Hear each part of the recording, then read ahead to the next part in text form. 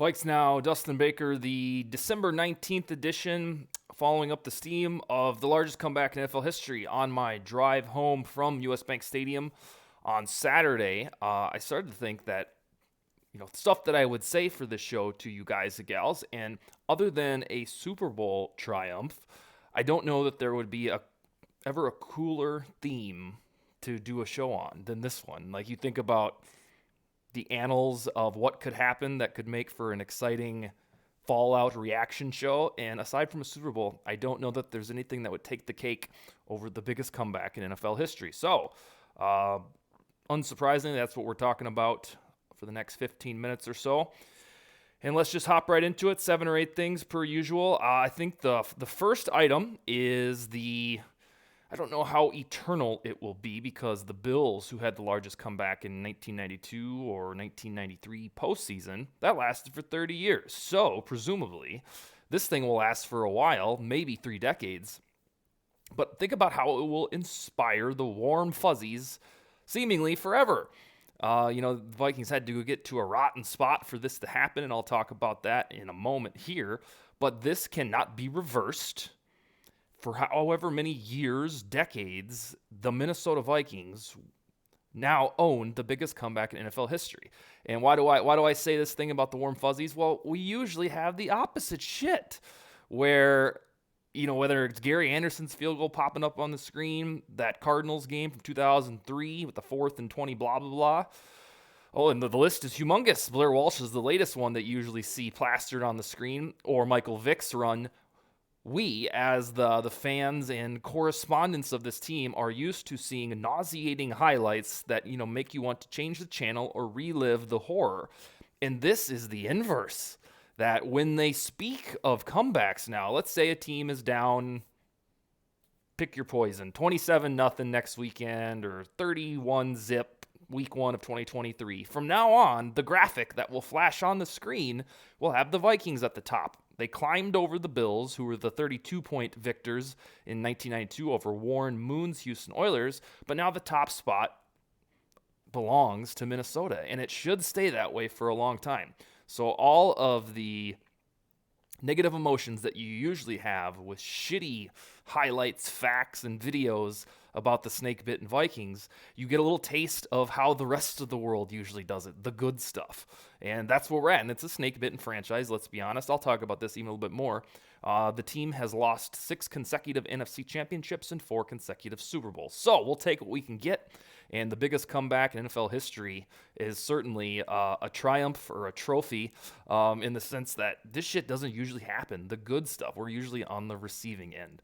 The next, I teased it a moment ago, is that now we embark on this festival of trying to shake the memory of the nauseating first half and even most of the third quarter.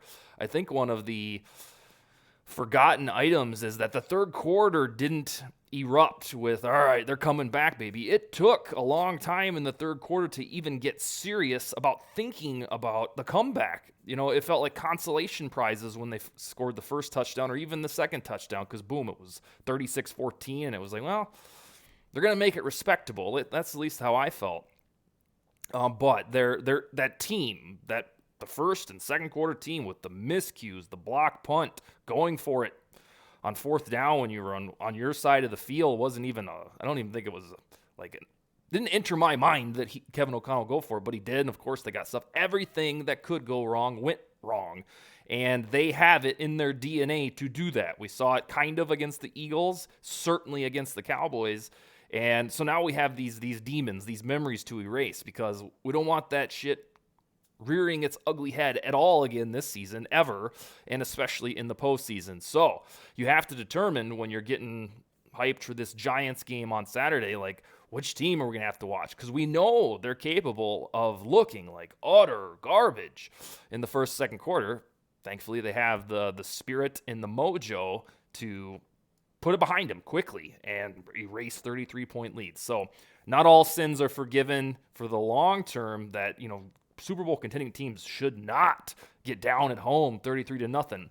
But Super Bowl contending teams do erase leads, and nobody has ever even erased one that big. So work on your process, maybe run it through a 12-step program that, oh boy, the Vikings, they do have the gumption to look terrible. Thankfully, they can find a way to rectify it. All right, so this show is going to talk about not necessarily all comeback-related items. It's going to talk about the implications for the rest of the regular season for Minnesota and thereafter. The Vikings are now guaranteed, no matter what happens, they can go down 33-0 for the next 3 games if they want, and then lose 68-0 if they like. They are locked into the number 3 seed no matter what. It was a unforeseen byproduct of the weekend. So the Vikings orchestrate the comeback, they get the dub. The Buccaneers go up 17-0 on the Bengals. They end up getting shellacked somehow, and they lose. That means there is no universe anywhere where the Vikings can fall to the 4th seed. And that's important for wanting to play games in the postseason at home. They can also keep the 2 seed. That would be peachy. Let's just plan on that. But if they don't, if they lose this weekend or lose at Green Bay, then the 49ers can very reasonably win out. They don't have a world beaters schedule. And then if they simply tie the Vikings with wins-loss record, the tiebreaker is probably going to San Francisco. So Minnesota can climb. The Eagles somehow fell off the face of the earth. They could get the 1 seed. That ain't happening. The 2 seed, if you win out, they have that. But the very worst that can now happen is the number 3 seed. And there's always a chance that the number 2 seed or number 1 seed in the postseason lose. Then the NFC Championship would go through Minneapolis, which is what you should want. Number 4 is the continued, everlasting disrespect towards the Vikings QB1. You would think that a 33-point comeback would be universally praised, end of debate. This quarterback, Mr. Cousins, knew what he was doing, but that's just not the case. Greg Rosenthal tweeted late in the 4th quarter, he works for NFL.com, that it was very Kirk Cousins that he wasn't playing that well, and the team was mounting this comeback. And it's truly Twilight Zone to read shit like that, because Mr. Cousins had 417 passing yards and 4 touchdowns in the second half alone. It was the most passing yards in the second half of a game in 45 years. And the 4 touchdowns weren't just a caveat that were nice to have. They were the absolute lifeblood of the comeback. And then also Cousins' QBR from ESPN ended up being 32.9. It was 33 when we went to bed Saturday. The sons of bitches lowered it to 32.9 for good measure. And I simply don't get it. Only thing I can surmise is that because they were trailing by 33, that was classified as garbage time and therefore didn't count for the metric. Well, the metric needs to be reevaluated if that's the case, because you can't just ignore what happened in the second half. On a broad theme, that whether it's QBR or Mr. Rosenthal saying, yeah, Cousins didn't play that well, it's a continuation of quarterback record being used, weaponized against Cousins, but when he does quarterback record things with this comeback, it's like, yeah, that wasn't that impressive. Davis Mills could have done that. Davis Mills has a QBR that's like 32.9, and he ain't making these comebacks. So you have to just laugh at it. It's a true Twilight Zone as to why Kirk Cousins is this lightning rod for, he didn't do too much there. I don't get it. If you get it, email me or comment on the YouTube show, because I would love to know. You'd probably get a Nobel Peace Prize for your efforts. Another one is Kevin O'Connell, first-year head coach. I think it's safe to say he's earned this, that any deficit that he and his purple team are facing is surmountable. I think he's earned that benefit of the doubt, whether it was 27-10 late in the 3rd quarter against the Buffalo Bills in Buffalo, vanquished, beat Buffalo. Now, the granddaddy of them all, down 33-0 to the Indianapolis Colts. No problem. We just need 5 touchdowns. That was Patrick Peterson's quote at halftime, lifted up again by Kevin O'Connell in the postgame. For however long he's employed, Kevin O'Connell, let's hope that it's 20 years.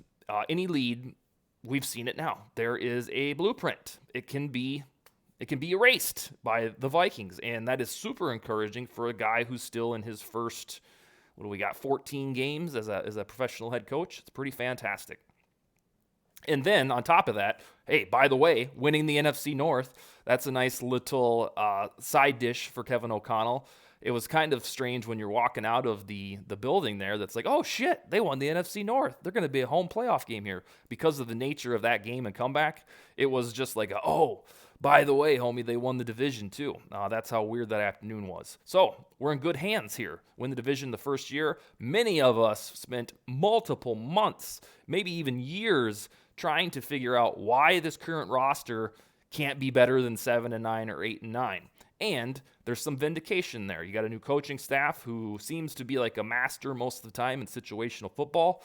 Boom, you're 11-3 with an NFC North title under your belt. Now, sizing up the future, the Vikings will indeed host a home playoff game. That cannot be stripped from them, and they will either play the Giants, Lions, Commanders, Seahawks, or Packers if the Packers run the table. In all likelihood, because of last night's Sunday Night Football game, it'll probably be the Giants if you believe the Vikings will drop a game and the Niners will find a way to get the 2 seed. The Giants positioned themselves wonderfully to get into the postseason, and based on the Vikings having to go on the road to division games the final 2 weeks, I think there's a good chance they lose one more game, and then you're probably staring at the Giants in US Bank Stadium, which would mean that the Vikings played them twice in a 21 or 22-day span. I don't know how you feel about that or what the stats say about beating a team twice within 3 weeks in the same building. I'll have to pull those numbers. But yeah, you should start to get your appetite ready. Probably the Giants, possibly the Lions. Commanders is a maybe. Seahawks are going to lose next week to the Chiefs and probably be done for. And then if the Vikings somehow keep hold of the 2 seed and the Packers are on the table, then yes, there is a very good possibility that you'd have Vikings-Packers in the wild card round. How's that for drama?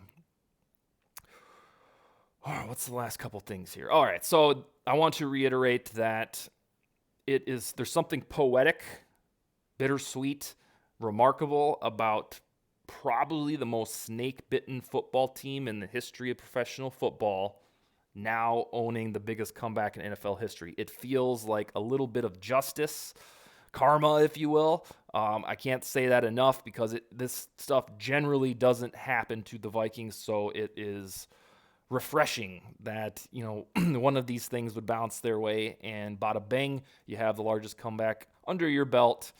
Hopefully that would put us, if it was like the Bills, then we're looking at 2052. I'll be an old man. You probably will as well, or an old woman. It's really, really fantastic they found a way to do that. Finally, as kind of a footnote on all of this, I have to give a shout out to Duke Shelley. I don't know how didn't really feel like it, probably because you were lost in your emotions, but Duke Shelley played every single snap against the Colts, and now for the whole season, he's starting to become a steady contributor. He has a 71.0 grade from Pro Football Focus. So I'm not sure if he can just be a starter from here on out. There's oodles of times, like Cameron buying him last year, where a guy creeps up and he looks like a boss for 2 to 4 games, and then he turns back into a pumpkin, or in this case, average. I don't know what the ceiling is for Shelley. He's not some undrafted dude that nobody's ever heard of. He was drafted by the Bears, I think, in the 5th round, 2019 NFL draft. So there is a chance that he's blossoming into a starter. Regardless, the Vikings have needed him because of the injuries to Caleb Evans and Andrew Booth, and he's showing up. He was good on the whole before Saturday. He was kind of like this red zone god, but everywhere now, he's playing pretty damn well. So that is the generalized reaction to 39-36 Vikings over Colts. And then we'll spend the rest of the week starting to get into this Giants stuff. And then after that, at Green Bay, at Chicago. But I'll leave you with that. The greatest comeback in maybe sports history, definitely NFL history, and Skol, baby.